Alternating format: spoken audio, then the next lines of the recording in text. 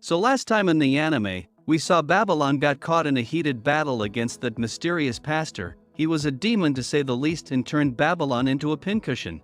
Escher was broken because she couldn't help Babylon in the fight, nor could she ask anyone for help, since doing so would mean they would die as well. But she couldn't control herself and asked out to Lloyd, and he didn't waste even a second. Although, by the time he arrived things had already ended at the church. Still, thanks to a combination of efforts they all managed to save Babylon from death. Escher even sang for 3 days straight, straining her voice to keep him alive. And with him now on the safe side, the gang arrived at the church for investigation and discovered a secret passageway. Escher was traumatized yet decided to face her fear and stepped forward into that chamber. When Babylon was brought to Lordest, Escher gathered the courage to help with divine magic to heal him. Talia was furious at her for not helping when Babylon needed her most and ran off, but Escher accepted that hatred and stayed to heal Babylon.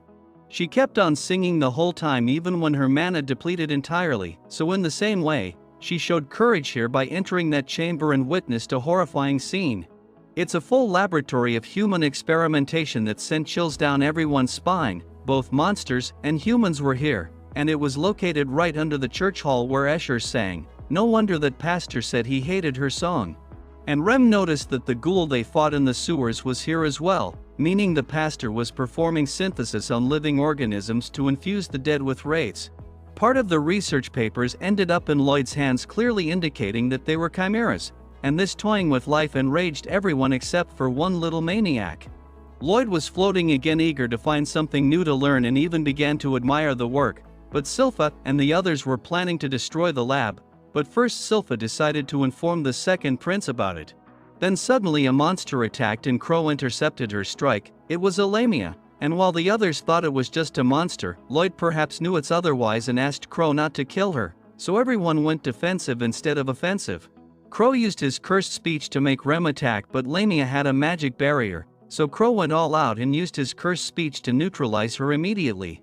Lloyd then revealed that the Lamia was actually a human who had been experimented on and transformed into a monster here. Seeing this, Escher was the first to approach to help, but the Lamia lashed out at her viciously. Still, she was terrified and Escher felt that fear. She herself knows all too well how fear feels. Right then Saria began to play her music and Escher joined with her HYMS. The sound calmed the Lamia down, because that was the only thing Escher felt she was truly good at, and thanks to that, the sanity she had lost after so much torment was restored. That Lamia finally spoke and broke down in tears, and afterwards, they informed Albert about the situation. That Lamia admitted she remembers nothing at all, and even if she did, she couldn't return to her normal life.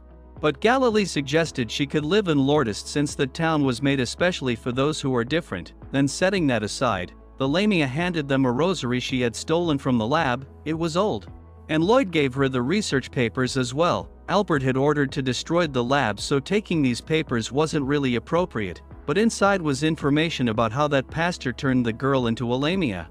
So if she learns this note, she might find a way to revert back to human. Lloyd left the choice to her whether to take them or burn them, but this was her only clue, so she chose to keep them. Escher then ran off for some reason, but aside from that, everyone asked Lloyd to name the Lamia and he named her Lami. After that, Escher first went to Saria and found them eating Babylon's macarons. There she told her she would sing with her for the festival.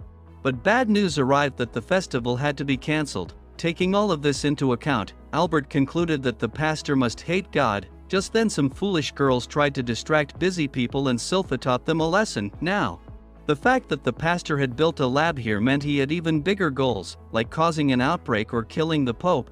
Both are equally dangerous, but cancelling the festival would also cause backlash. Everything seemed negative, so Silpha decided to inspect the rosary. It was made of gold, but Escher, Babylon, even Father had ones made of silver, so Father explained that only the Pope and 12 cardinals are allowed to carry a gold rosary. He found it hard to believe that someone of such high stature could be working with that monster. He speculated that the monster might have stolen it from a previous cardinal, but Babylon remembered that the pastor used a Luxa spell, a high-level divine spell without a ritual to cast. Normally chants are used to cast spells and rituals are needed for divine magic. But the fact that the pastor could use divine magic without a ritual confirmed he was indeed one of the 12 cardinals. This complicated matters to a dangerous level. Generally Jerael granted such power only to the Pope. But the Pope gave it to his 12 most trusted people. It's like an endorsement system. However, the church rejected Babylon's testimony, meaning they wouldn't support them in canceling the festival, and even if they did, the enemy was inside, so the Pope would still be in danger. Silpha suggested separating the Pope from the other cardinals by making up some reason, and Albert agreed and made plans accordingly. Then he sent a letter only for the Pope to read. But a cardinal stopped the girls delivering it. She took the letter, read it, and left.